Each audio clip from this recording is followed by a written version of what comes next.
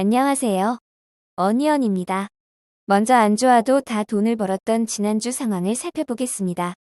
새로운 청약 종목을 살펴보기 전에 지난주 상황을 복기해야만 앞으로 청약 종목들의 판단에 큰 도움이 될 것 같습니다. 지난주 월요일 SBB테크를 시작으로 화요일 탑머티리얼, 수요일 샤페론, 목요일 핀텔, 금요일 플라즈맵의 상장이 이어졌습니다.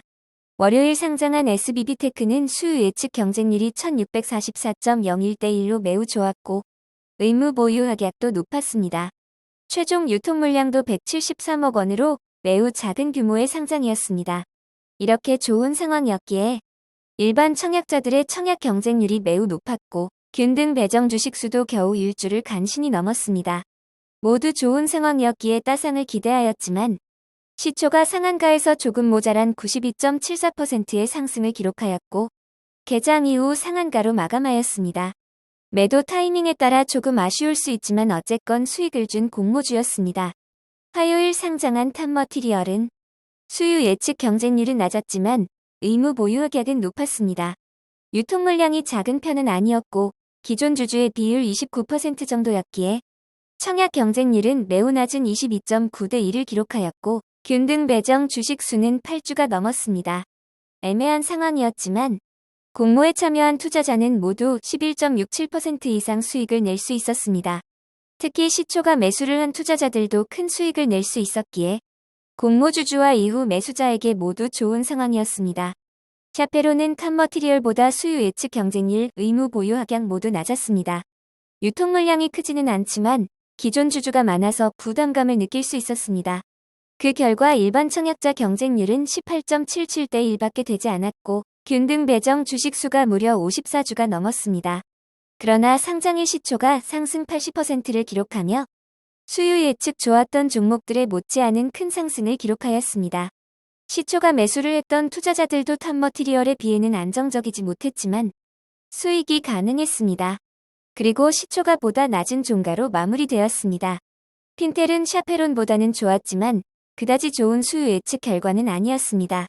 기존 주주의 비율이 높았지만 유통 물량이 적은 점은 장점이었습니다. 그러나 핀텔의 청약 경쟁률은 12.84대 1로 매우 낮았고 균등 배정 주식 수도 42주였습니다. 역시 좋은 상황이 아니었지만 시초가 상승률 71.91%에 매우 좋은 성적을 기록했습니다. 규모가 크지 않은 장점이 발휘된 것 같습니다. 그러나 핀텔은 시초가보다 높은 성적을 매우 짧은 순간을 기록하고 큰 폭으로 하락하였습니다. 공모주주에게는 큰 수익을 주었지만 이후 매수한 투자자들에게는 큰 손실을 줄 수 있었던 종목이 되었습니다. 마지막으로 금요일에 상장한 핀텔은 가장 안 좋은 상황이었습니다. 수요 예측 경쟁률, 의무 보유 확약 다 좋지 않았습니다. 유통 물량도 작지 않았고 기존 주주 비율도 높았기에 조심해야 했습니다. 그렇기에 경쟁률도 5.20대 1로 매우 낮았고 균등 배정 주식수도 80주 이상이었습니다. 이렇게 안 좋은 상황이었지만 시초가가 무려 20%나 상승한 상태로 시작하였습니다. 그러나 이후 바로 공모가를 하회하는 큰 하락이 있었습니다. 플라즈맵은 핀텔에 이어 이후 매수한 주주들에게 큰 손실을 주었습니다. SBB테크의 상승은 누구나 예측했고 탑머티리얼도 의무 보유 확약이 높았기에 도전해볼 만했습니다. 그러나 샤페론, 핀텔, 플라즈맵은 예상하기 어려운 매우 놀라운 결과를 냈습니다. 지난주 공모주들이 모두 상승을 기록한 이유는 무엇일까요? 주식이 상승을 하려면 누군가가 사줘야 합니다. SBB테크는 상장일 개인 투자자만이 매수를 하였습니다. 탑머티리얼도 개인 투자자만이 매수를 하였습니다. 샤페론도 마찬가지이고 핀텔도 마찬가지입니다. 플라즈맵까지 상장일 매수하는 주체는 개인 투자자뿐입니다. 외국인 투자자, 기관 투자자 모두 상장일 순매도를 하고 있습니다. 샤페론의 경우 개인 투자자들의 매수를 권유하는 리딩방 문자 등이 많아 스팸관 여과 다종목으로 지정될 정도였습니다. 플라즈맵은 기존 주주 물량이 많고 유통 물량이 커서 부담을 가져야 하는 종목이었는데 기존 주주는 우려대로 상장일 대량 매도를 하였습니다. 상장 주식수의 5%에 달하는 대규모 매도였기에 투자 주의까지 붙었습니다. 지난주 연이은 상장이 마무리되는 오늘 지수는 큰 상승을 했음에도 대부분의 종목이 큰 하락을 하였습니다. 이후 매수한 투자자들이 손실을 계속 보게 되면 새로운 종목에 매수하는 여력에 영향을 받을 수밖에 없습니다. 이제 QRT의 기관 투자자 수요 예측 결과를 알아보도록 하겠습니다. QRT의 희망 공모 가입 밴드는 51,400원에서 62,900원이었습니다. 오늘 발표된 수요 예측 결과를 통해 공모가는 공모 희망가액 하단 미만인 44,000원으로 최종 확정되었습니다. 그만큼 수요 예측 결과가 좋지 못했습니다. 발표된 수요 예측 결과를 살펴보면 총 398곳의 기관이 몰려 종합 경쟁률 86.96대 1의 경쟁률을 기록하였습니다. 매우 낮은 경쟁률입니다. 낮은 경쟁률이라 그런지 몰라도 경쟁률을 제대로 표기를 하지 않았습니다. 종합 경쟁률 86.96대 1은 2022년 올해 공모 종목 가운데 바이오 FDNC보다 조금 높고 에드바이오텍, 나레나노텍보다는 낮습니다. 거래 실적이 없는 해외 기관 투자자들은 없고 기타 기관들이 아주 많지는 않습니다. 이어서 수요 예측 분포를 살펴보도록 하겠습니다. 기관 투자자들의 수요 예측은 밴드 하단 미만에 가장 많이 몰렸습니다. 총 254건입니다. 그러나 밴드 상단 초과에는 단 10건의 수요 예측이 몰렸습니다. 수요 예측 분포를 건수 기준 그래프로 좀 더 자세히 살펴보면 상단 초과가 2.75%입니다. 상단은 11.29%를 차지했습니다. 보통 상단과 상단 초과를 합하면 14.04%밖에 되지 않았습니다. 하단 미만으로 공모가가 정해졌지만 금액 단위 추가 표기가 없기에 어느 정도에 몰렸는지 알 수 없습니다. 이어서 수요 예측에서 가장 중요한 의무 보유 확약을 살펴보면 의무 보유 확약을 신청한 기관은 34곳입니다. 건수 기준으로 의무 보유 확약은 8.74%로 소수의 기관만이 의무 보유 확약을 신청하였습니다. 다만 수량으로는 훨씬 적은 0.21%입니다. 사실상 없는 것과 다름없습니다. 올해 진행된 공모주 수요 예측 결과와 비교해보면 소카와 비슷한 의무 보유 확약 신청입니다. 수요 예측의 경쟁률과 의무 보유 확약 결과를 좌표로 나타내면 QRT는 경쟁률도 높지 않고 의무 보유 확약도 높지 않습니다. 경쟁률과 의무 보유 확약이 모두 안 좋지만 최근에는 기관 투자자 수요 예측 결과와 관계없는 결과가 나오고 있습니다. 이어서 일정에 대해서 알아보도록 하겠습니다. QRT의 청약은 10월 24일 월요일 시작하여 10월 25일 화요일 마무리됩니다. 몇몇 청약과 청약 일정이 겹칩니다.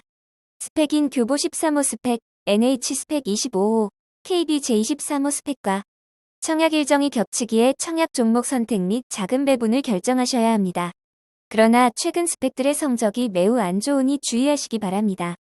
환불일은 2일 뒤인 10월 27일 목요일입니다. QRT의 청약을 진행하는 미래에셋증권은 1일차, 2일차 모두 오전 10시부터 오후 4까지 청약이 진행됩니다. 상장은 11월 2일 수요일로 예정되어 있습니다. 예정인이 변동될 수도 있습니다. 스펙인 교보 13호 스펙도 상장합니다. 그러나 일반 종목이 아니기에 사실상 단독 상장이라 볼 수 있습니다. 이어서 청약 정보 및 청약 증권사에 대해서 알아보도록 하겠습니다. 이번 청약에서 우리사주 조합에 배정된 주식은 없습니다. QRT은 직원수 148명의 회사로 규모가 그리 크지 않습니다. 직원들에게 부여된 주식 매수 선택권, 스톡 옵션도 없고 미리 우리사주를 나눠준 적도 없습니다. 다만 임원과 일부 직원에게만 주식 매수 선택권, 스톡 옵션이 부여되어 있습니다. 그러나 2023년 5월 5일 이후 행사가 가능하기 당분간은 없는 것과 다름이 없습니다. 이번 공모에서 일반 청약자에게 배정된 주식은 25%이고 공모가 기준 약 109억 원입니다. 청약 규모가 작은 편입니다. 이번 청약은 미래에셋증권 단독으로 진행되고 청약 수수료는 2,000원입니다. 미래에셋증권은 청약기간 중 계좌를 비대면 은행제 휴계좌로 개설하시면 청약이 가능합니다. 미래에셋증권은 온라인으로 청약이 고객 등급과 관련 없이 모두 우대 등급으로 청약이 가능합니다. 우대의 경우 최대 24,000주를 청약할 수 있고 24,000주의 청약 증거금은 5억 2,800만 원입니다. 이번 청약의 최소 청약 단위가 10주입니다. QRT는 일반 공모주이기에 청약 증거금률이 50%이고 10주의 청약 증거금은 22만 원입니다. 이어서 QRT의 상장일 유통 물량을 알아보도록 하겠습니다. QRT에 확정된 공모가 44,000원 기준 상장. 시가총액은 1,753억 원입니다. 작은 규모는 아닙니다. 상장일 매각 가능한 기존 주주의 주식은 없습니다. 의무 보유확약을 제외하지 않은 상장일 유통가능 비율이 매우 낮은 24.86%이지만 시가총액이 작지는 않기에 공모가를 반영한 상장일 유통가능 금액은 436억 원입니다. 수요 예측 시 의무 보유확약 신청을 한 기관들에게 평균적인 배정 비율인 250% 정도 배정된다고 가정하면 상장일 유통가능 비율은 약 24.76%까지 낮아질 수 있습니다.